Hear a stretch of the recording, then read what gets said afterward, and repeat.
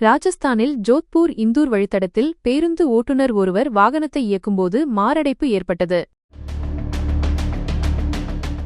அவர் சுருண்டு விழுவதற்கு முன்பு தனது சக ஊழியரிடம் ஸ்டீரிங்கை ஒப்படைத்தார்.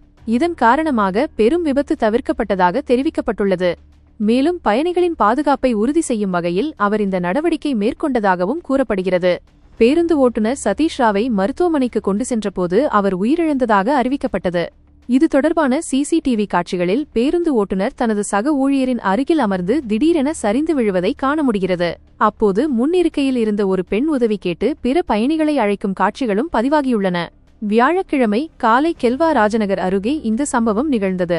பேருந்து இயக்கும்போது ராவின் உடல்நிலை சரியில்லாமல் போனதை உணர்ந்த அவர் அருகில் இருந்த சக ஊழியரிடம் ஸ்டீரிங்கை ஒப்படைத்து உடனே மயங்கி விழுந்தார்.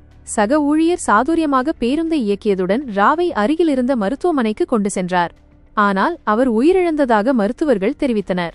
அவர் தக்க நேரத்தில் ஸ்டீரிங்கை ஒப்படைக்காமல் போயிருந்தால் பெரும் விபத்து ஏற்பட்டிருக்கும் என பலர் கருத்து தெரிவித்து வருகின்றனர்.